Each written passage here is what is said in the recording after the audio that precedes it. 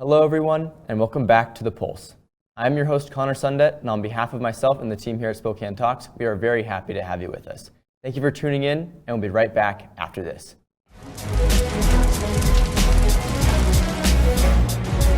Well, this is Bloomsday in Spokane. We got about 40 firefighters and their friends and family handing out 40,000 cups of water as the day goes by. It's a very good opportunity to see the public and support them and help them out and cheer them on during Bloomsday. It's one of the best things about Spokane is that we have these major events and the whole community comes together not just to participate but to volunteer and show that they really care about our city and making our city look great. This type of an event really is emblematic of Spokane because so many people get involved. We have 50,000 people probably running this race. Always has been a very huge event. Right now we're at the corner of Broadway and Nettleton. It's the last water station before the finish, so people are pretty much dehydrated by the time they get to us. They really need our water. The water stations are a vital part, especially on warm days like today. It's real important that we have the volunteers to help with that. Without the volunteers, Bloomsday wouldn't exist. All up and down the course, there are people that are involved in this celebration. It really is a celebration of what Spokane's all about.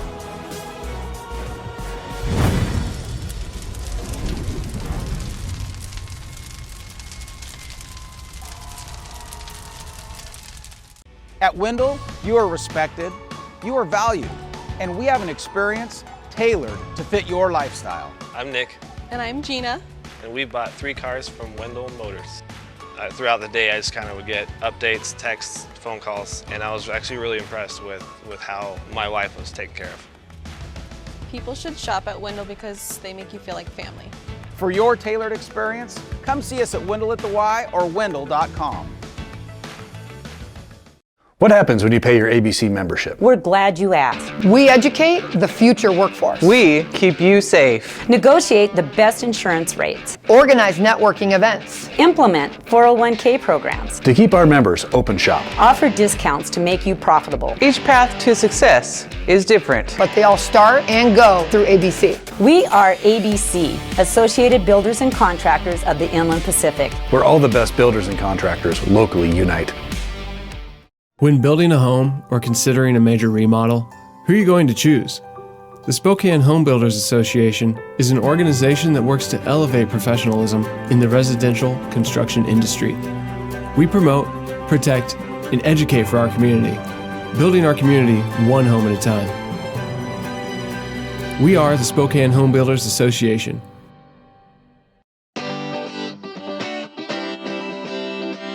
What's up, Spokane? I'm your host Connor Sundet, here to keep you up to date on all things in our wonderful city. Starting this week, the Whitworth Choir is back in session. After a rigorous round of callback auditions, first-year choir director Xiao Sha Lin narrowed down the choir from roughly 55 members to about 40 members. Soprano, alto, and bass sections each have 10 members, while the tenor section has a skinny 7. The Whitworth Choir performs a Christmas concert every year at the Fox Theater in downtown Spokane for an evening of celebration and beautiful music. Tickets are not yet on sale, but will be in the coming months. Next up, we have a little bit of sports. While the NFL kickoff did technically begin last Thursday with the Buccaneers hosting the Cowboys, the majority of the games took place on Sunday and on Monday. And what a kickoff it was. The Saints shocked the favored Green Bay Packers in a blowout victory of 38-3. Quarterback Jameis Winston threw for 5 touchdowns on only 148 passing yards. Green Bay's loss seems to be the capstone of quarterback Aaron Rodgers' bumpy offseason, where he reported thoughts of retirement. Going into next week against the Lions, the Packers need to focus on getting Aaron Rodgers comfortable and not letting up the deep ball in the secondary. Our own Seattle Seahawks took the victory 28-16 over the Indianapolis Colts. Quarterback Russell Wilson threw for 4 touchdowns, including 4 deep passes to veteran Tyler Lockett. After an offseason filled with trades and injury scares, Colts quarterback Carson Wentz looked healthy in the pocket, but could not overcome Seattle's oppressive defensive front. With 10 quarterback hits, continuous pressure, and a thwarted 2-point conversion attempt courtesy of Carlos Dunlap, the defensive line might be coming into its own after struggling for all of last year. For more on sports, be sure to listen to The Locker Room with Justin Reed and Andrew Tenney for more in-depth sports talk. You can find new episodes every Monday on our YouTube channel and our Facebook page. And that's what's up, Spokane. Thank you for tuning in, and we'll be right back with The Pulse. Welcome to The Pulse of Spokane. Kent Adams here. And way back when my guest today was just a kid, he was doing news at KHQ, and I was upstairs in the sales department. And it's kind of been a tradition over the years that news people don't talk with salespeople. They're just in sales up there. But once in a while, you find people who kind of like talking to some of the people upstairs and respect the fact that their paycheck kind of comes from what happens upstairs. You're going to talk and meet him next on the Pulse of Spokane. What? You haven't been to the library lately? Stop in today and see that the library is more than books. Spokane County Library District facilities feature on-site technology, including Wi-Fi, computers, and printers, as well as free use of meeting rooms. The Library District offers events and programs for all ages, from story times to career development and employer classes to Social Security workshops. Our staff is well trained and happy to help. Find out more about your library at scld.org. Welcome to Tom Sawyer Country Coffee. Tom Sawyer Country Coffee only roasts the finest organic coffee for our signature blends. Enjoy a cup at our coffee shop and local businesses and organizations across the region. I'm Tom Sawyer, and we choose the Pacific Northwest. We believe every person is created in the image of God, with immeasurable beauty and worth, that people should not be defined by their present condition or past mistakes. We are all broken. We need each other. Healing for our brokenness begins with connection, with understanding how much we are loved by a good God. And with healing comes change, the potential for joy and meaning. No one was created for mere survival on the streets, for an existence blurred by mind-numbing substances. Each person is created with a purpose, a unique gift no one else can offer the world. Our job is to help them rediscover it. Real people, real change. Union Gospel Mission. Well, welcome back. When I mentioned before that, there are some really good anchors and reporters that will talk with salespeople. One of those good people is here today, Sean Owsley. How are you? I'm great. How are you doing, Ken? I'm doing. Thanks for having me back. Yes, getting the pulse. And I think the last time was you had just been started the Pulse. I think a month or two before. It's been like a year or more. Yeah, because you just finished a year this summer, sometime? June 1st. June 1st. Yeah, okay. So we're about 16 months in on the 630. Yeah, and boy, it's been hugely rewarding. Yeah. We've gotten tremendous feedback. We listen to it and then we apply it, and that's kind of how we created our show. And it's been nice to sleep in for the last 16 months. Feel like I've aged about a decade in reverse. After working the early morning hours for so long, but I sure enjoyed the 20-year stint on the morning show. Yeah, and. You just adapt and you navigate like we're all doing right now. I remember down at KHQ toward the end of your time, because it was time to go home. It's like, okay, goodbye, Kent. Yeah. At some point when you get up at 1:30, 2 o'clock, 2:30, it gets old. It does. Yeah. And speaking of old. Hello. Yeah. Oh, thanks. Oh, you're too fast. Are you still 50 or 51 now? I'm 51 now. Oh, yep. okay. Yep, okay. 51 this past summer. Yeah. 51 and still fun. Yeah, and 2 years married? Yeah, 2 years, but I've known my wife since 1984. Oh, okay. So we've known each other a long time. Oh, okay. Yeah. Well, we'll have a moment of silence for her. No, I'm kidding. She endures. Yes. That's what I like to say. And you mentioned before we went on that you were taking your son out to Whitworth because he starts year number 2 there. Year number 2? Yes. Yep. He's moving into his own place. Okay. With our other son, Mitchell. Okay. And so we got him all settled this past weekend. And, oh, boy. And you know what really is about? I mean, we all work and we're driven and we have ambition and we have our careers. But when you just boil it all down to the bare bones, it's really about legacy. Yes. And your children. Family. And making sure that they're kind and they're adding something positive to the world. So how's he doing? He's doing great. Okay. He's doing fantastic. Did he learn from Dad? Huh? Did he learn from Dad how to be a good person? I think he learned from a number of people. Okay. Yeah, I can't take full credit. I'd like to see. Well, I wasn't going to give you full credit. I know you were. I know how you operate. So, but no, he's doing great. So are all our other kids. You know, we got a hybrid family of 5 kids. Oh, wow. And it's fantastic. Oh, it is fun, exciting, and challenging. Yeah. And, you know, when we enjoy it, my wife Sarah and I, you know, we just, she just has such a kind heart, and all the kids do. And I try to live my life that way. And so it's been rewarding. It's been a good year. Now, remind me of your son's name. Ryan. Okay. There's Ryan, there's Clayton, there's Mitchell, there's Maria, there's Isabella. Okay, and if you have missed one, you would have been in trouble. I would. I would have sent this. Well, I live in trouble. Oh, we can do this banter all day. I do it for a living. Come on, bring it. What's he majoring in? It's a hybrid right now in English and computer narration. Okay. Which is way above my pay grade. Yes. So. Yeah. Well, someone asked me when I started all this, how do you get along and how do you do all this? Everything from editing to being on Facebook and all that. And my simple answer, and I probably have told you before, is I have people under 30 working with me. Yeah. And that's literally how, you know, it's like Vinny, and he knows to come in, he has to fix something. Yeah. You know, I still deal with all that myself. I anchor the 6:30 will help with, you know, manage the content and the interviews we do. I do have Facebook, pretty large following on Facebook, that I try to respond as straightforward as I can in a timely manner. Twitter is, I use that extensively for resource. Okay. And, you know, I try to navigate all that, but it is a challenge. It's this cyclical web of information that just drops out of the sky. It used to be so simple, you'd pick up the phone. Right. Okay. I still pick up the phone, though. Right. Old school. I know. Well, you're old at 51. Thanks. That's twice you said that. Third time I'm leaving the program. No. How important, because I don't know how many people really understand what goes into your program. It's not all about you. It's not all coming from you. You have an executive producer or a producer for the program.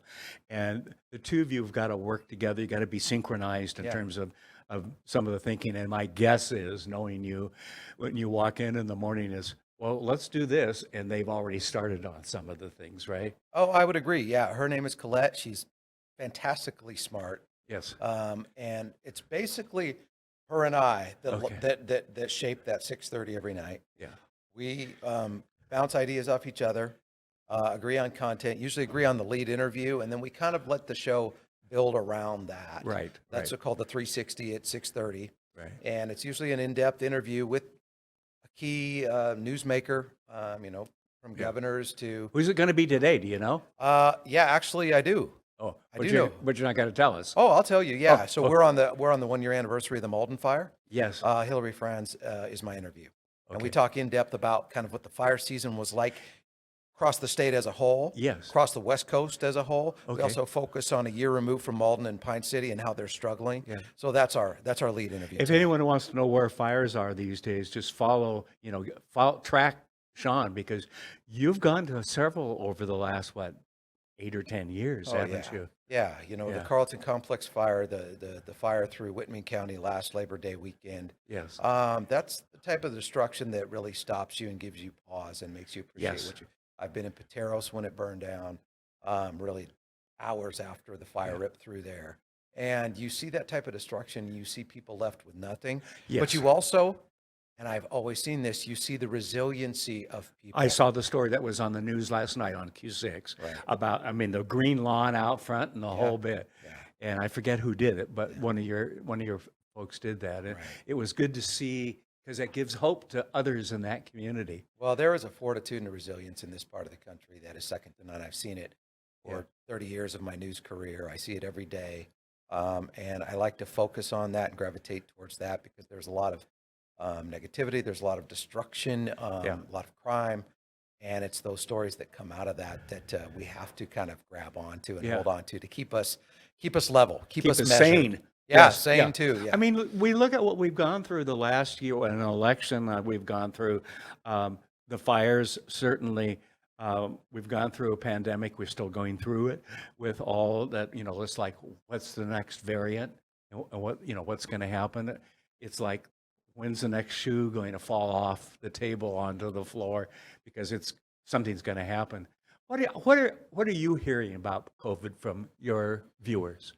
It is the entire spectrum. There are people that are really absolutely sick of even hearing it. And then there are people that are hungry for information because they're scared for themselves, their Yes. well-being, and their Yes. family. Yes. Obviously, the mask issue is incredibly divisive issue right now think? in the country. Yeah. The vaccine is divisive. Yes. We last week featured an alternate treatment called monoclonal antibodies that they're doing at Kootenai Health. Okay. And so what I try to do and what I hear from people are both sides. And I try to take it and I marry it and just present the information and let those watching the show decide for themselves. I'm not forcing an agenda. I am presenting information as factually and objectively as I can, and I let it fall. We don't see that not trying to project an agenda too often in the mainstream media. Well, I'm not going to address the mainstream media, Kim, but what I will say is I'm responsible for myself, and I know how I want to do the show, and I know how I want to present the information. It's factual, objective, with my opinion doesn't matter. Yeah. What matters is the facts. Yeah. That's what I do. It's a fast-paced show. Very. Intended that way. Right. Right. Not why? I kind of know. Because people are so busy. They're so inundated with it's sensory overload with information. Yes. So what I decided when we launched the show was if we're going to do another 30 minutes of news local, because there's a lot of local news. Yes. And we have great programs in the morning, 5 and 6 on the weekends. I mean, plus streaming webcasts. And I said, if we're going to do a show, when they turn it on, I can't waste your time. Yes. It is valuable. Yes. And that was really kind of the impetus of how we approached it. And we trim all the fat. There's not a lot of banter. It's boom. It's like, we kind of say it's a freight train. You get on, you ride the ride, away and you you're go. done. Yeah. And that's how we approach it. Yeah.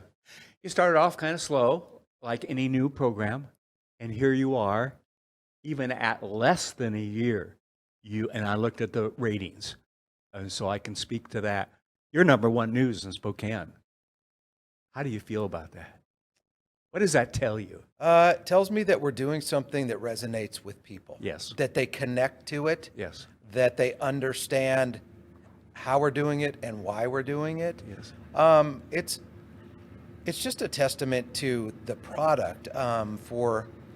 For 30 years, and I learned this as a young child. So last week? Yeah, right. Yeah. Sorry. But if you'll notice, if you watch me on the air, I never talk about myself. Yeah. Because it's really, I am the least important element. It's about people, how their lives are affected, how the stories affect their lives.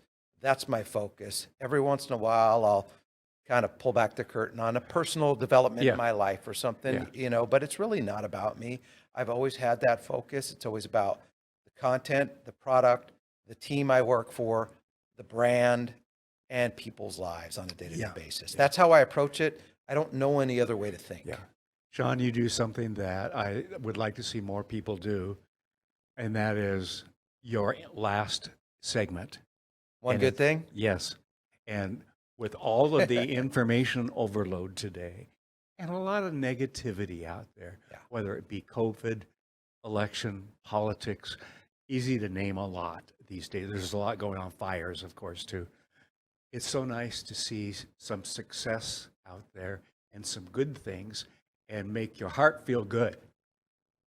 Absolutely. I think that was something that I felt was super important to add, that element. And if you watch the newscast, the entire landscape of the 30-minute newscast, it is a balance. We're not just hitting you with the negative stories and crime. I mean, those stories are important. We cover them. We cover them with measure, though. And there's always a balance of these are some positive things that are happening. And then, of course, the one good thing is like the bow tie on the end of the newscast. And there are always good stories out there. I just think sometimes they get lost in the sea of information overload. And that's my favorite part of the program. And I tell you what, it's probably the one I get the most feedback on. Good. People are looking for something good, something positive, difference making. And we've been even suggested in the past about why don't you do a whole show on good things? The facts are history has shown they don't work for a half hour or an hour. Yeah. Okay? Again, it's that I want the basics, but then on broadcast TV, for you to take the time to let us know that there's some hope out there. That is really good. So thank you for doing that. You're welcome. For our no, community. it's I love doing it, and Yeah. those are some of my favorite stories, because you see the good in humanity. You see the good that people are doing every day. And there is. Most of them, not looking for recognition. They're doing it because it's in their heart. Yes, yes. Isn't that the truth? Yeah. That really is the truth.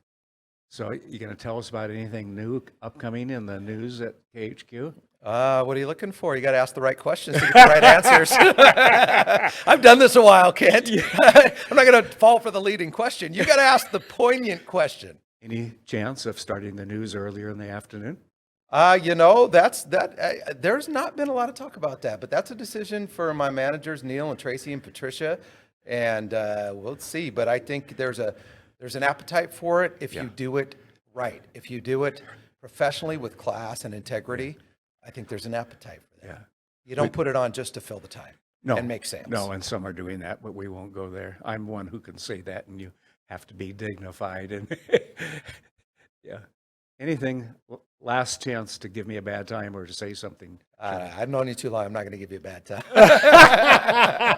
But you will give me a bad time. Of course. I get it all the time from him. Yeah. And sometimes you even respond to the emails, but usually... Got to keep you in check. Yeah, I know. Sean, congratulations on your kids, your family, your wife, the program, 2 years of marriage. I think that's great. Yep.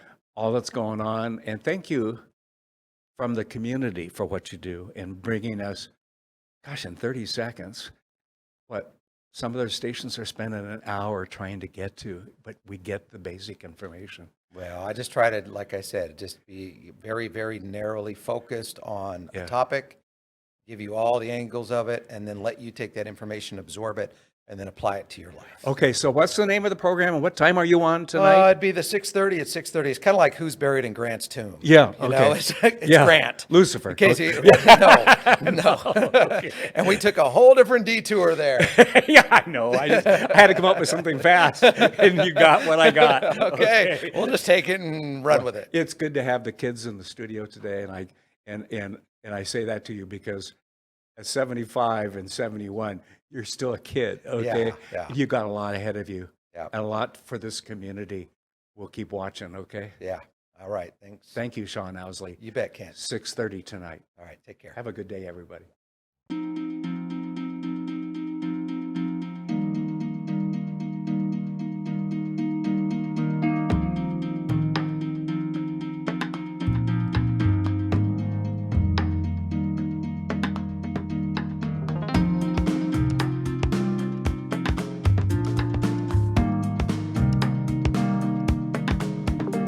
Contact us today to learn how PowerView automation makes everyday living effortless.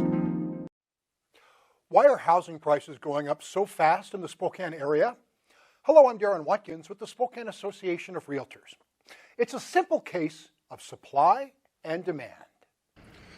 Since 2010, we have seen the number of available homes on the market fall dramatically, from 2,348 in January of 2010 to only 164 per month in 2021. That's a 94% reduction in our housing supply. The result? Housing prices began to climb rapidly in 2015, with a median home price in Spokane County of $179,000. That same home today would cost you $380,000. That is, if you can even find a home to buy. For the last, I'd say at least 10 to 15 years, I think we've been underbuilding. We've seen this crisis coming, and nothing's being done to fix it. There are no homes to purchase. When there is a home that comes up that buyers like, you're up against 20 plus other buyers who are making an offer on the same house. Adding to the crisis, thousands of families are fleeing major West Coast cities such as Seattle, Portland, and Los Angeles. Among the top destinations, Spokane, Washington. When you talk about an out-of-town buyer, they've sold that home in a coastal market, let's say, a Seattle, Portland, San Francisco, LA, take your pick, for $1.5 million, and they come to Spokane and can replace that thing and be in a nicer home for $500,000. When there are 20 plus offers on a property that they feel like they don't have a chance. So now they're having to look at homes far lower than they're even qualified for because they have to compete with cash deals or something that goes so much further over the list price, and it's extremely defeating for clients. The answer is clear. We need more homes immediately, especially for entry-level workforce housing. Every day that we wait, those costs are just going to keep going up and up. Up next, Clyde speaks with Rebecca about Guardian Restoration and Cleaning, where they talk all things cleanup. We hope you enjoy.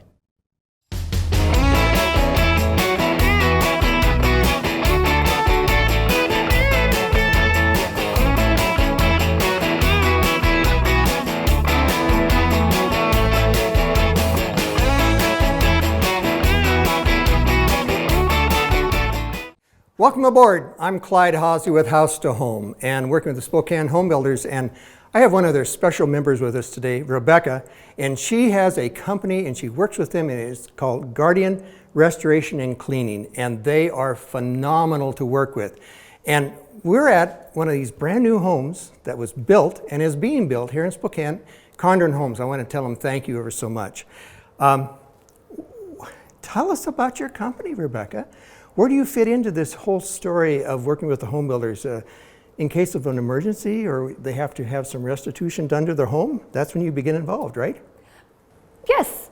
So a lot of we are known for the disaster. After a disaster, fire, flood, mold, we come in and we do the restoration part of that. But the way that we fit in with the home builders is the post-construction cleanup.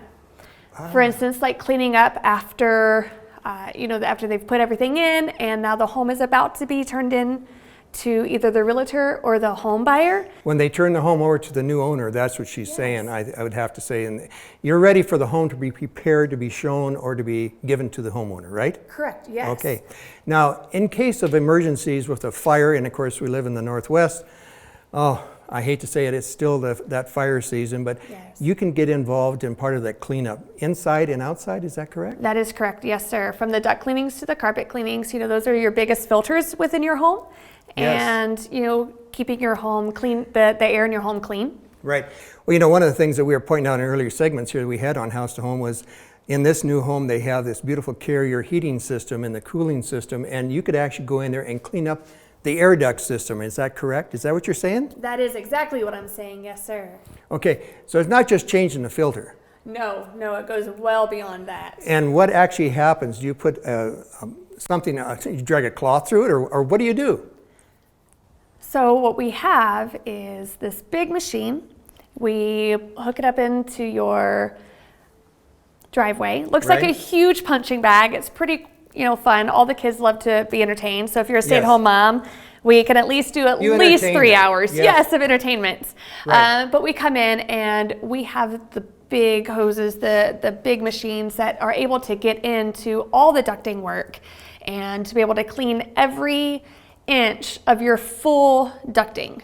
So if I have a brand new home or an existing home, but let's say primarily existing, it doesn't hurt to have it just cleaned every so often. What is a recommendation? You say 1 year, 2 years, 6 years? It depends on who you're speaking with. Here in the Pacific Northwest, especially with the wildfires, definitely once a year. I would definitely recommend once a year, if not more. You have the allergens, you have mold, but the biggest concern in this area is for wildfires and all the particulates that are coming into your home. Well, and I'm going to tell you a secret here, and folks, you're going to find this one out. I built my home 40 years ago. I finally had it done, I think 10, 20 years after we built it. I didn't realize how many nails, how much dust. There was insulation in there. I didn't find any dead animals, thank goodness. Thank goodness. But you will be surprised what's inside all this duct system after construction and seeing what's happening. And then you wonder why you have a sniffy nose or you have allergy in your eyes, and one thing and another. So By using your service, you're going to come in and clean up the air and help that process to get better within your home. They call it a healthy home. I know Tom from Avista, the energy efficient engineer, he was saying, you know, energy efficiency, and you're saying the same thing. With filthy ducts, we don't have efficiency, do we? No, it clogs up the work. It makes your furnace work harder instead of smarter, and you're just burning more energy, and of course you're just getting sicker. Now, let me ask the next question. If you have some water damage, are you able to help us there? Yes. And what do you do? I mean, what gets involved? It's anything from the time I open up the door and letting the water out to let everything else out and tear it all out. You do it all from the beginning, and then you'll actually bring it back together, and that's why the restoration is taking place, right? Yes. Now, a lot of times, if we have a fantastic, you know, if it's a larger loss for water, we then go to find a pro here at the Spokane Home Builders, and we find somebody who will be able to finish the project at a larger scale as far as if we have to do large demos. And we've had some homes that the top, you know, the first floor flooded. Right. They went away for the weekend, came back in their basement. I've had that happen, yeah. It's terrible, especially in this area. Yeah. And we love the outdoors, which means that we love to go to our cabins and camping.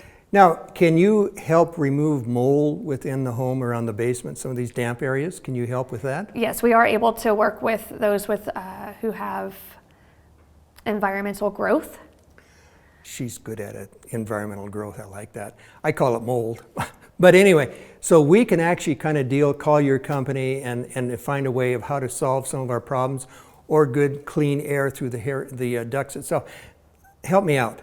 What is your website? Can I ask that? It's guardianrestorationofspokane.com. Okay. And if they wanted to call on a cell phone, what is the cell phone number, or what would be the number that you could use? The best phone to call would be mine, obviously. So that's area code 478-213-3479. It is an outer state, but I promise you I live here in the Pacific Northwest. Well, anymore you can't tell that with the phone numbers anyway. Right. So I think this is very exciting because this is a subject that we haven't ever talked about on all the last 20 years of House to Home. You know, we always talk about the beautiful homes and the new construction, and we've looked at one here today with Condren Homes. But finding the pro is what I'm after. And Spokane Home Builders is a good example, and Rebecca and your company is a good example of how the Spokane Home Builders support like-type people to come together. And that's another reason I want to say thank you today, because I closed the program before with Tom, and I said, and this is another way that you're going to help you take your house to home by supporting the Spokane Home Builders and Rebecca and your company, and how you can help them transition today's mess into tomorrow's future and promise for the future family. So thank you again. Thank you. Folks, we're always looking for good subjects. Rebecca, you've done a great job. It looks good and it sounds good. We hope to see you soon. We'll see you soon next time on House to Home. The economy is getting stronger. Banks are lending again, and interest rates are at historic lows. Now is a great time to buy your dream home. The caring and knowledgeable professionals at Homes for You have been helping people just like you for over 20 years. They take the time to listen to what you want and will help you find just the right home in Washington or Idaho. Real estate is what we do at Homes for You, 928-5782, or visit online at homes4uspokane.com. Hi, at River Ridge Hardware on the corner of Garland and Driscoll, 2803 West Garland, with a wheelbarrow full of deals. I have antifreeze for all your summer toys. Keep them running for next year, $3.99. I got rakes for all those leaves that are coming down, $7.97. And from plastic to the metal rakes, same price, $7.97. I have 2 different shovels to pick from, both $7.97. Come on down, get those shovels now while they last. Also, bird feed for the winter to keep those birds nice and fat for the spring, $14.97 for a 40-pound bag of bird seed. We also are selling good bird feeders that keep the squirrels out and to choose from, and not to mention the wheelbarrow's on sale too for $79.97. Come on down. Now, all of our greenery that we have out here now is still 30% off. Get it while it lasts. Not to mention the yard art is 20% off. Good time to start shopping for Christmas for your mom. Get that yard art, put it in your closet, bring it out during Christmas. She'll love you for it. Come on by at River Ridge Hardware, corner of Garland and Driscoll, 509-328-0915, or shop us online at riverridgehardware.com.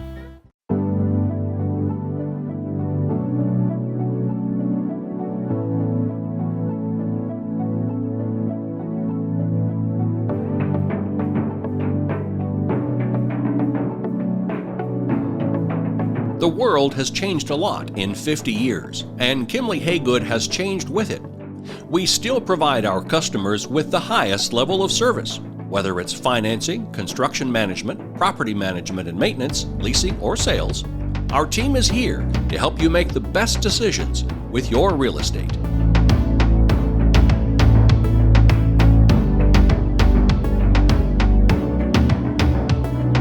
Weather in the inland Northwest can wear you down.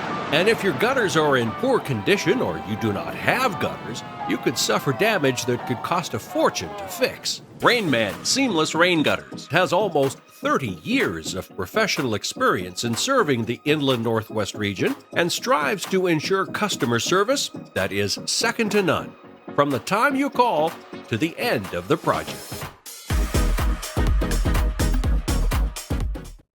Now, Jackson will chat with Mark Richard about what's going on downtown. Check it out for some downtown event notice. Hi, welcome to Spokane Talks. This is The Pulse. Today I'm joined by Mark Richard, and we will be back right after this.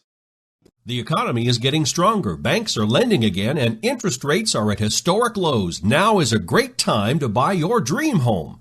The caring and knowledgeable professionals at Homes for You have been helping people just like you for over 20 years. They take the time to listen to what you want and will help you find just the right home in Washington or Idaho.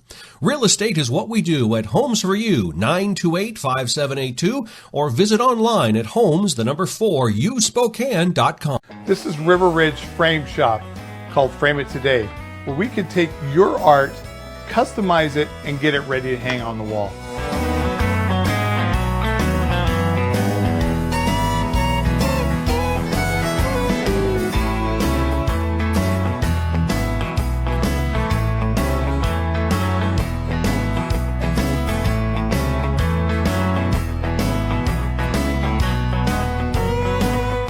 Here at River Ridge Hardware, 2803 West Garland.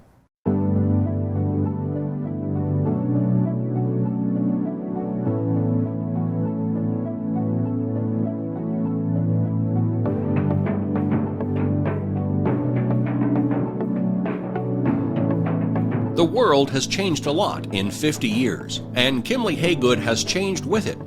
We still provide our customers with the highest level of service, whether it's financing, construction management, property management and maintenance, leasing, or sales.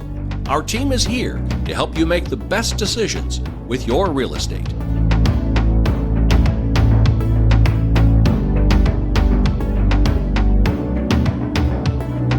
Weather in the inland Northwest can wear you down.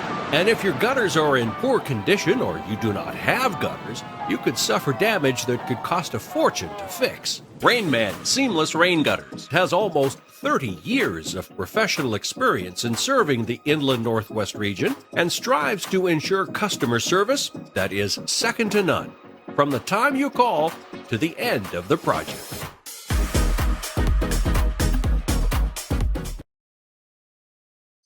Hi, once again, I'm Jackson Adams, and I'm joined today by Ken Richard from Spokane Dowtown Partnership.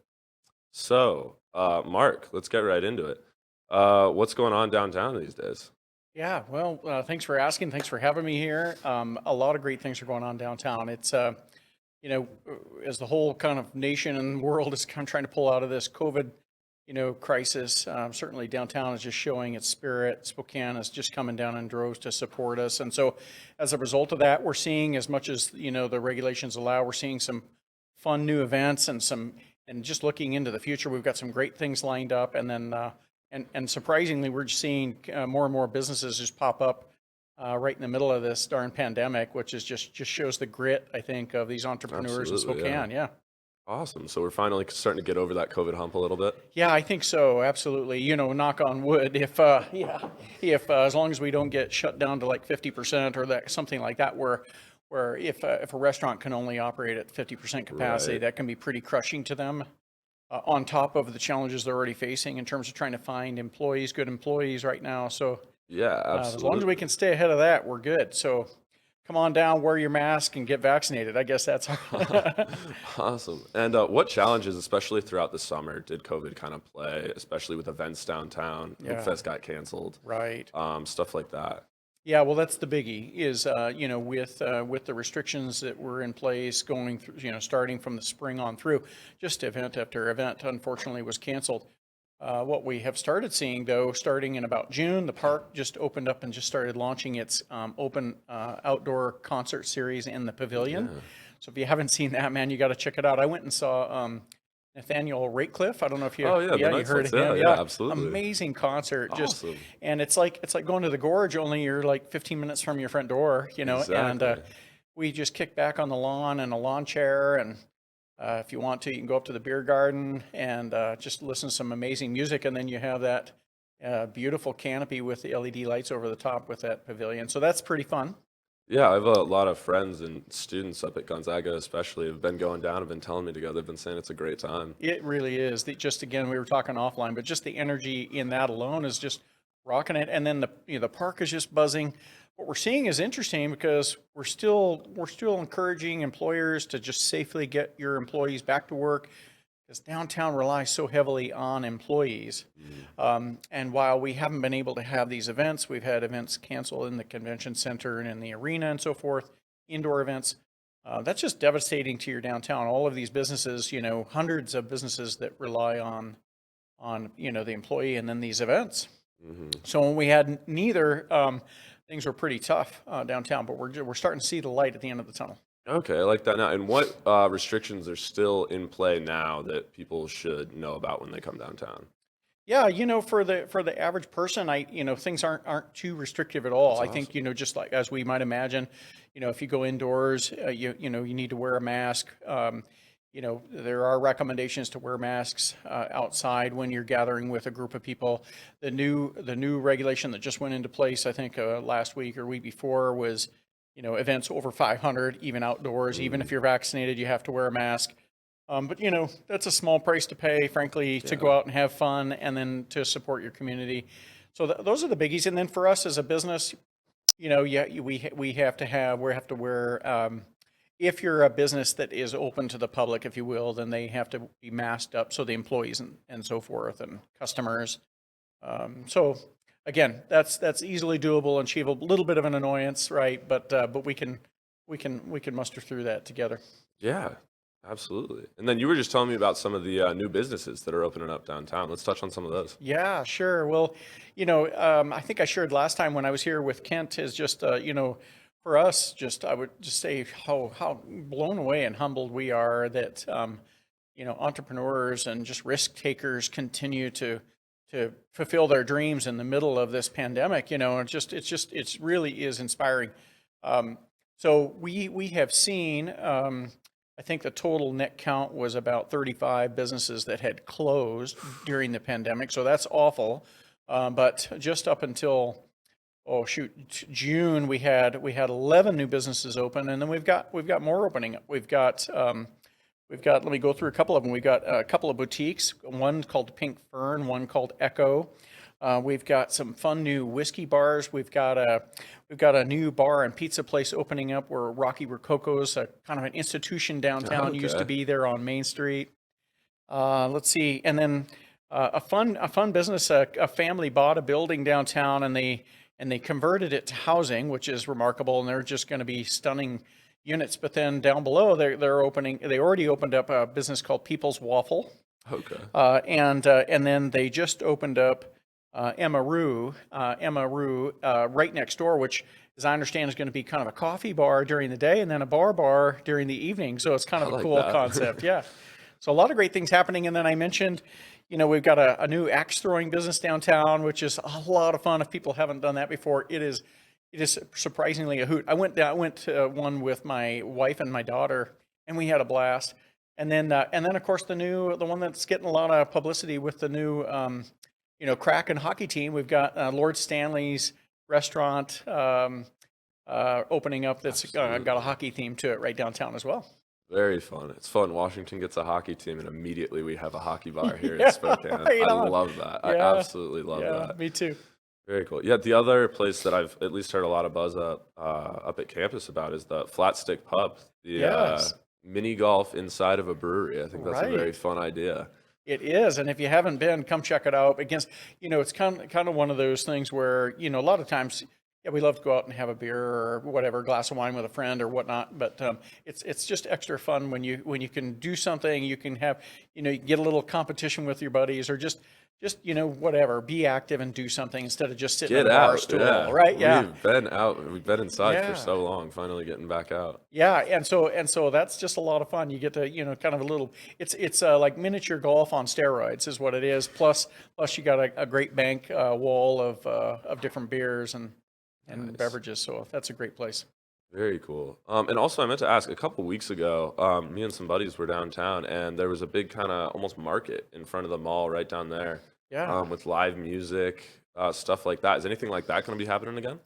Yes, absolutely. So that's a great annual event, and that's called Terrain. Okay. Terrain, and it's essentially it's art and food and culture. But we've got so much more planned. We've got, first of all, for folks that are watching, we've got October 2nd and 3rd, we've got our what we call Fall Fest. So that's an annual event that we put on ourselves at the Dowtown Spokane Partnership, and where we've got all kinds of fun things for kids. We've got a beer garden and a little bit of wine for the adults. Kids can come down and get a free pumpkin.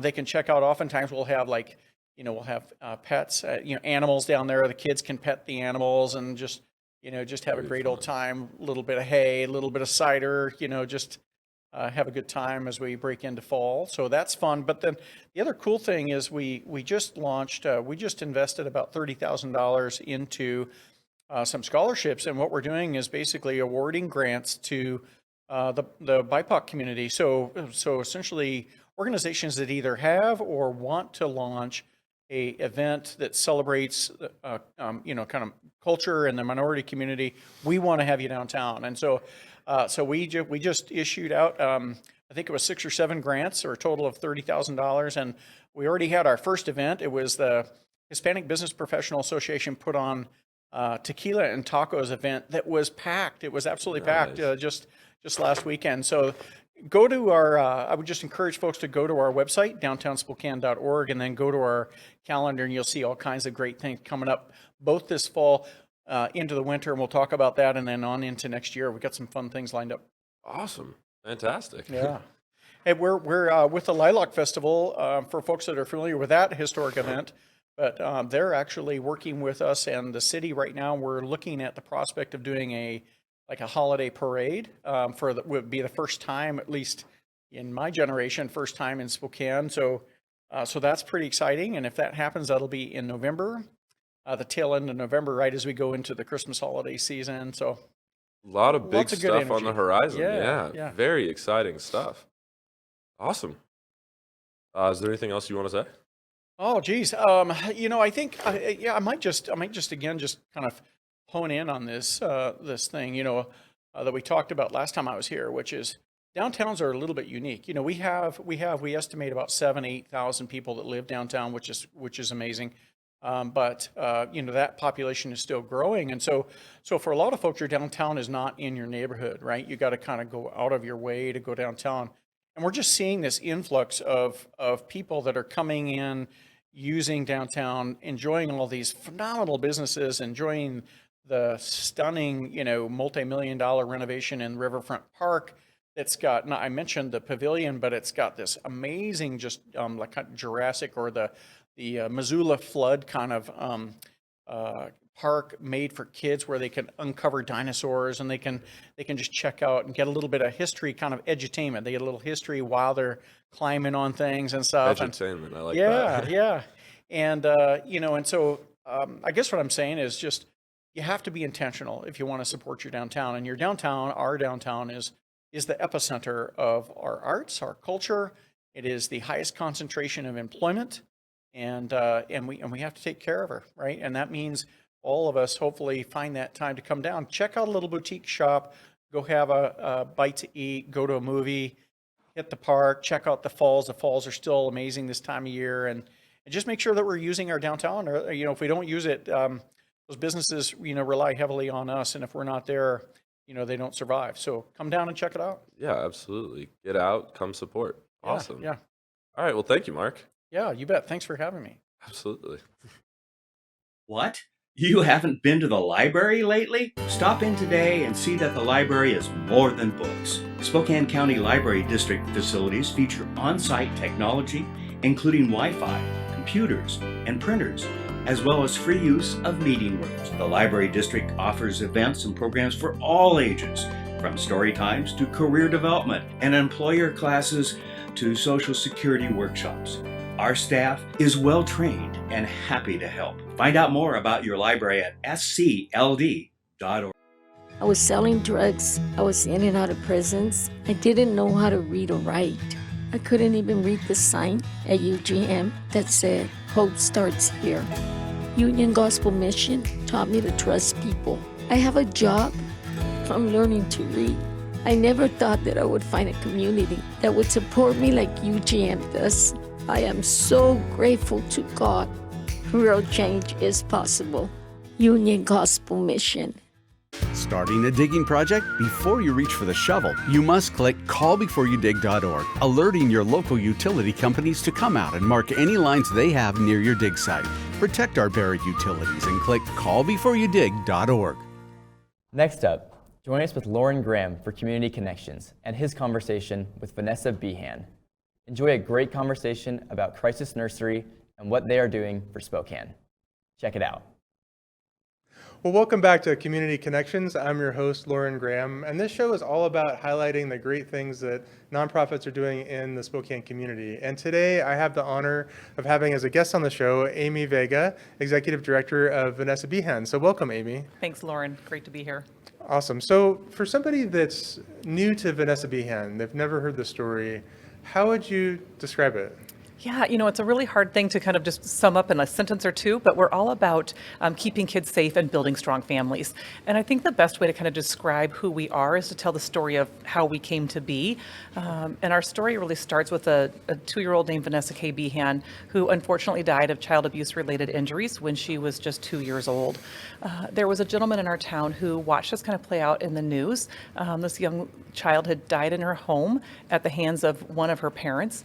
And as he was watching this play out, he felt like he didn't want to live in a community where he was raising his young children at the time, that something like this happened and nothing was done about it. And so he really thought at the time he'd start volunteering in some kind of a nonprofit that was focused on the prevention of child abuse and neglect.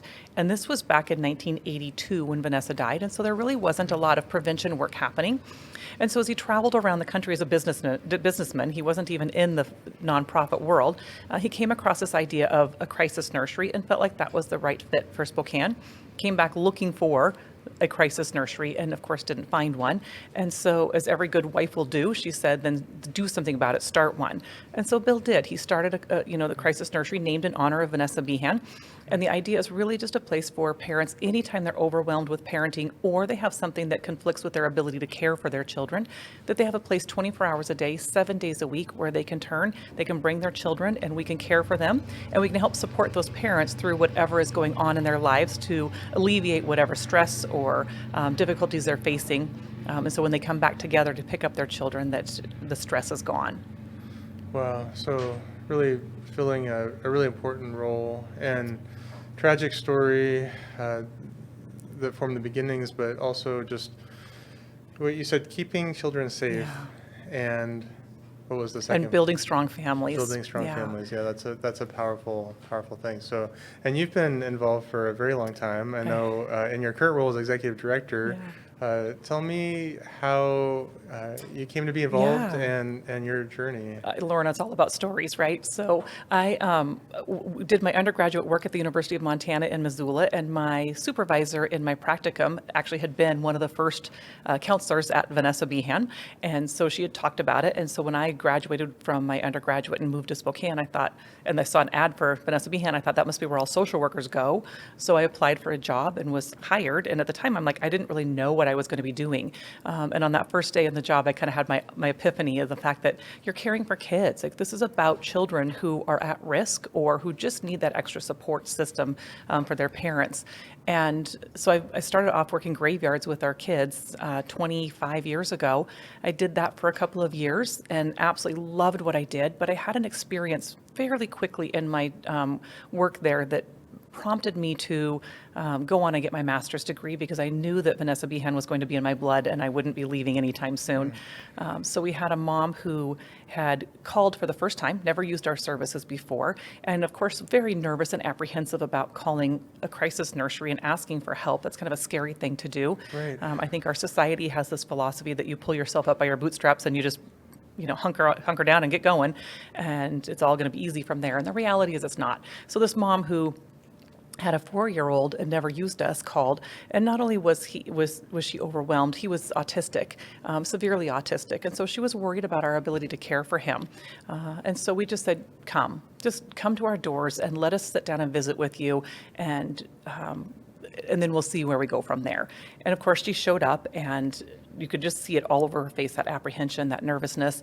And because we didn't have any kids at the nursery for that day, I have no idea why that was. But when she got there, we had no kids. And so we just said, you know what, we don't have to worry about confidentiality. So just come into our playroom, stay as long as you need to, watch our interactions with your son. And when you feel comfortable, then feel free to go and come back at the agreed upon time. And so she did. And we thought, half hour, 45 minutes of playing with him might be enough for her to say, good enough. And she did not. She stayed for 4 hours. And we learned more about this mom and this situation. And it really opened my eyes to what we do at Vanessa Behan. It's not just about caring for kids. It's the whole picture, right? You can't separate kids from their parents. If we want kids to be safe, then you have to invest in the parents as well. And so this mom stayed, and she shared a couple of things with me that I thought heartbreaking, in the fact that she said, I just don't know if I'm the right mom for him. And I think now, at the time I wasn't a mother, but now as a mother, I think how heart-wrenching to have to think it was that you would share that with a complete stranger. That's got to be, you got to be pretty desperate to be in that place. And she also said she'd never had a break from this little boy. And I never thought to ask if that was because nobody ever offered or she just didn't trust anybody. But he's 4 and she's never had a break from him. And I think, again, as a mother, how overwhelming that must be to not have had a break. And so at the end of the 4 hours, she's like, you know what, we're good. I'm going to take him. We're going to go home. And we just said, great. Now that you know who we are and how we work, feel free to call us back anytime. And sure enough, a couple months later, she called back, and I happened to be the one that got to sit down and do her kind of intake paperwork with her. And she said, I want you to know that first night when I called you guys and brought him in, my intent was to leave him with you and to commit suicide. Because she was so overwhelmed as a parent, not feeling like she was the right mother for him. And that was my turning point in the fact that not only do we do good work for kids, but you never know the moment you are going to have a profound impact on a child or a parent. And this was one of those moments. And immediately I went back and got my master's degree and said, whatever more I can do for Vanessa Behan, I'm in. And so I worked as a program director, took the job as the executive director, and I still feel just as passionate now as I did back then about the work that we do for children and families in this community. That's amazing. I brought a little bit of a tear to my eye. That just to hear that story is so powerful. Yeah. And it's a delicate balance, because under the right conditions, under the right circumstances and chain of events, that people can reach that point of desperation that they never thought they'd be in. It's probably, you said that she didn't want to feel judged for bringing your child there, and there's this delicate balance of you mentioned at the very beginning, you're preventing child abuse as a goal, right? But then also showing compassion to these families, that hey, we're here as a service to you, and to really support that family, and to do that. And Vanessa Behan just seems to just have mastered just that delicate balance to just really show that compassion toward families and also fulfill that mission of. Yeah, parenting is so hard. I know you know that, and so many people in the community do. And I love that you say it's a fine line, right? Because this mom who brought her autistic child to us was not in a position where she was going to abuse him. So we weren't necessarily preventing child abuse and neglect in that moment. Right. We were supporting this family Right. in a much different way. And so I think that's one of the biggest message I hope people get in this community is that it's not about those parents. It's not about those poor kids who are abused and neglected. It's about that prevention. And that is a very fine line. And I think we can all remember a moment or a time where we were kind of at our wits' end and didn't know what to do and just thought, I can see how clearly that can happen. Now, most of us have the ability to step back and take a breath and have a support system that can help us. But if you don't have that support system, where do you turn? And that's when Vanessa Behan becomes such a great option in this community. Right, and has been such an anchor for so many people. In fact, for so many people that I understand that you outgrew your old space and have been able to transition to a new location. So tell us about that and what that's been like. We are so blessed to have this community of support that allowed us to build a new facility. Our last home, so this is our third facility, our last home we completely outgrew. We simply couldn't have taken another child no matter how much funding we got. And so we went on this journey of saying, if we're going to grow, what does that look like? Do we continue what we're doing? Are there other unmet needs? And so we really did this a needs assessment in our community and said, we don't want to reinvent what somebody else is doing. We don't want to duplicate anything. We also want to stay in our lane. Like we know our priorities are children and families, and so we didn't want to go beyond that. But in that context, what else is out there that needs to be done? And so we've added some new programs. We've extended our age. We have primarily for years only done birth through 6, but we know there's a huge gap in Spokane from that 7 to 12 age range, and no timing better than the present when we moved into our facility and the pandemic hit and all of a sudden schools were shut down. We saw an influx of that need for children 7 to 12, so we were able to accommodate that. And so not only can we take 3 times the amount of children, or we will be able to take 3 times the amount of children when we can raise enough money to do that, we're also taking older children. We are now partnering with other organizations to come in and do parenting classes in our space. Wow. We know we aren't the experts on everything parenting related, and we've got a great community of support out there doing amazing parenting education. And so we've invited them into our space to say, we've got the room, but we can also provide the free childcare, which is oftentimes a huge barrier for parents to take a parent education class. And then we've also added some space where we can bring in other organizations to provide their services within our walls, so that we call it much more of a gentle handoff. So when a family comes to us and says, I need counseling or I need some housing assistance, we can just walk them down the hallway and introduce them to these other organizations that will be in our building here shortly. Wow. And so we're just really looking again at how we can be a good partner in our community and do the kind of work that we're called to do. That's amazing, and that's so indicative of Spokane that, and it seems that there's something special about Spokane and the nonprofit community, that there's this large degree of collaboration that you don't find necessarily in other communities. And so it's just to hear that you're partnering and figuring out how you can fit together with like-minded organizations that maybe serve in a slightly different area, but it's complementary to what you're doing. That's awesome. So and exactly. We just don't want to become the experts when we already have those experts in our community if we just provide them the space. Sure, absolutely. So, so you mentioned funding.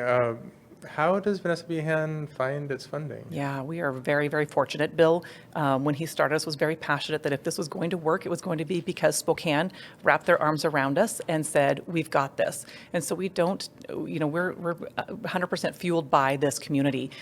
We don't take state or federal funding, and this community has really rallied around us to allow us to do our work, to build our new home, and to live in that. And so, again, we do that through events and through relationships with people who really are making an investment, right? I think you, of all people, would understand that there's a return on that investment, and that return in our community is healthy children and strong families.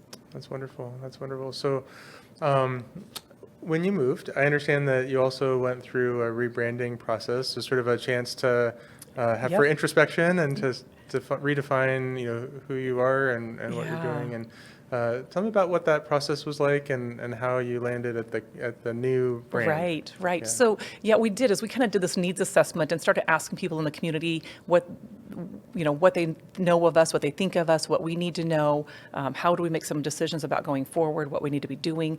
We heard a lot of people say that the words crisis and nursery in our name really kind of added some stigma to our parents. We had people say, I would never call you because I wasn't in a crisis in that situation. I think about and we see that in our headlines too. We've had a couple of deaths in our community lately of children. One from a mom who went to work. You wouldn't think of leaving your child with somebody you know and love and trust as a crisis. You would think of you're going to work. And so we felt like we needed to really take that word crisis out of our name because we pride ourselves on being non-judgmental, and yet with that word in our name, we felt like now we're promoting judgment of who's going to decide whether your crisis is worthy enough of using our services. And so we just dropped that completely. And then nursery, we will always be a crisis nursery. That's kind of the model that we use. But nursery also, I think, implies young children. And now that we're taking children up to the age of 12, we just don't want to add that barrier for families in using our services by having those names. We have enough brand equity. We've been in this community long enough that most people understand who Vanessa Behan is. Or now with technology, it's so easy just to find that information. Absolutely, yeah, just to search online and You got it. Yeah.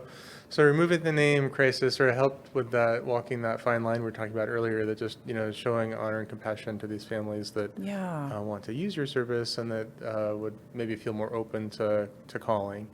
And then removing the name nursery because you are serving these older children, but they're not quite old enough to be home alone, and so that fills a gap there. And you got it. But we're all going to remember the diaper drives is like kind of one of the staple things about Vanessa Behan. So so you do a lot of events and drives and things. So tell us about some of the things that you're doing there. And that's probably how a lot of people hear our name in the community, is through the events that we do. And that's, again, when you talk about the way we are funded, it requires all of these events to make that happen. And so we've got, like you said, we've got the diaper drive that we partner with Rosars and Creme to make sure that we have diapers.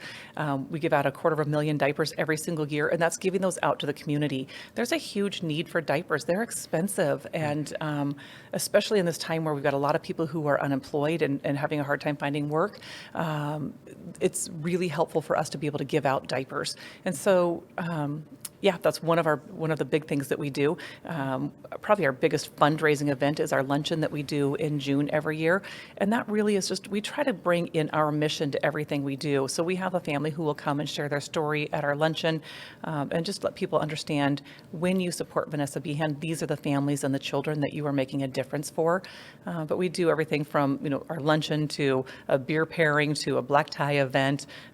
We've kind of got it all wrapped in there just to find a way to raise that money. But I will say probably the best thing that we can do is build a relationship, just like we do with our children and our families, is build a relationship with those people who are supporting us. And so really, we love to have people come up and see firsthand the impact that we're having, and then invite them to invest and be a part of our circle of people who are making this work happen.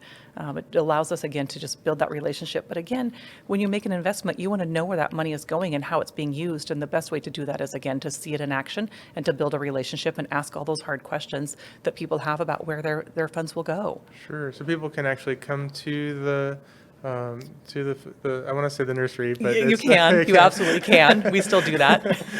To come to Vanessa Behan and see what it's all about and get a tour, and then if they wanted to partner as a kind of a regular recurring type of thing, that they could do that. So exactly. And I would say, don't just show up, but give us a call and we can coordinate a time for somebody to come and do that. You're right. Yeah. Good call. Right. So obviously this year, I think it's fair to say that everyone's world was turned upside down in some form. You'd mentioned that you saw an increase in demand for your services. Working single parents were trying to figure things out. With their young children, young children. How would you describe? I mean, just the experience of so certain events. We weren't able to do, but then now we can. But we've done a lot of virtual events, that's for sure, and I think we're all burnt out. But I think that's going to be our reality for a while. I think that one of the saving graces for us is that we are used to living in kind of a crisis mode. Like we're adapting all the time to what our families are coming to us with, the combinations of kids that we have, because we just have kids come on a daily basis. We don't know that they're coming every day. So we're always adapting all the time. And so when the pandemic hit, we were pretty used to doing that, like adjusting in the storm. But I got to say, it was a little overwhelming because nobody's ever been through this before. And every day information was changing. And our main goal was keep our doors open, keep that virus out so we don't have to shut down and turn families away because we know that they needed us now more than ever. And I'm so grateful to say that we were able to do that. We never had to close our doors. We were open from the second the pandemic hit. The second that the governor shut down schools, we were still running full bore. We had some tough days where we had staff out for testing. We've had some tough days where we've had to turn families away because of some risk factors of exposures. But I think we're all starting to feel like our feet are back underneath us. And as we head into another wave of this, that we're confident that we can do this. We know how to do it. It's not easy, but we've got the team that's there to make it happen. Yeah, that's awesome. That's awesome. So I would envision, only the need for your services increasing as time goes on. So you've got your new location. How have you planned for future growth? Like what is the vision as you look down the road for Vanessa Behan? What do you see? Right. So we've got this brand new facility, and it's designed to take 3 times the amount of children that we were serving in our old facility. We're slowly eking that number up. We're not quite there. That would be 60 kiddos. As we get closer to that 60 number, I really think our building can handle more. So we'll start working with the fire marshals and our licensors to make sure we can increase that number. But we've also been looking at how do we continue to grow? When we outgrew our last space, it took us about 7 years to find our home that we're in now. And we never want to be in that position again. And so maybe a little premature, but we saw the property adjacent to us go up for sale. And so we made the tough decision to pull some of our money out of reserves and put it into that property with the realization that it takes us about 10 to 15 years before we outgrow our space and we will need more. While we can add on to the building we're in now, that would take up all of our parking and we would have nowhere else to go. And so our long-term goal is that adjacent property will be for us to eventually build on and continue to grow our services. But in the short term, we've got this great partnership with Family Promise, who's just in the process of moving in to that space to lease it, so that it still becomes an investment tool for us because we will make some money off of that lease. Not a ton. The goal is not to make it difficult for a nonprofit to be in there, but again, to return the investment that we were making on that money when it was in an investment tool for us. And so it allows us to then have that long-term growth, but also have this partnership with Family Promise and have this area of Sprague that we're at have a lot of services right there for families, so that as people are dealing with homelessness and housing insecurity and they're working with Family Promise, we can be a support to them and their children if necessary. So lots of great opportunities, but there's just so much potential growth out there, and we will continue to adapt like we always do to the needs of our community. We get lots of feedback from our families that help us adjust our programs accordingly, and we have done that many times, and so I see that continuing. That's awesome. So you had mentioned earlier, when you give the tour that you want to encourage or reassure people that their funds are being stewarded well. And I know planning for the future is a big part of that. Good stewardship and making sure it's done in a way that's, from even though you're a nonprofit, in a way that's business savvy, and all that. So it sounds like that was a cool opportunity. So awesome. So in the few minutes that we have left, is there anything else that you would just want the Spokane community to know about Vanessa? Or if somebody wanted to get involved, what would you say to them? We use volunteers. We are hiring all the time, so please come get involved. I think a couple of things that I would say is that we're a pretty unique organization. There's not a lot of crisis nurseries across the country. We're one of about 100 in the entire United States. I think we are the only one, especially that operates the way we do in the state of Washington. So Spokane should be really proud that we have this organization. They should be very proud of the investment that they're making in allowing us to be as strong as we are. We get called all the time about how do you start a crisis nursery, how do you replicate your model, and especially how do you do it with private funding. And so we've kind of become this model organization, and I think that's pretty cool to say that happens in Spokane. So this doesn't happen because of a leader, this doesn't happen because of a team, it happens because of an entire community that says we believe in the work that's happening there, we're going to wrap our arms around this and make it happen. And I think the most important piece that we do is we do that in a non-judgmental way, that we want anybody who's feeling overwhelmed overwhelmed, who has insecurity about where their children are going to go, doesn't trust their caregiver, or isn't sure about it, to call us. We're there for people who just simply need a break, who has a brand new baby and hasn't slept in a couple of days, who have to go to work and don't know where to take their child, who had a death in the family, who is just overwhelmed with children, or the loss of a job, or illness. So we're there for anybody. Just pick up the phone and call. Yeah, what a wonderful resource. So, Amy, thank you so much for spending time with us today. And that's all the time we have for today. Thank you for joining us for Community Connections. We'll see you next time. Well, ladies and gentlemen, that's all from us. Tune in next Friday for more of The Pulse. We hope to see you soon, and until then, feel free to binge all of our content on YouTube or our Facebook page. Stay safe, and goodbye for now.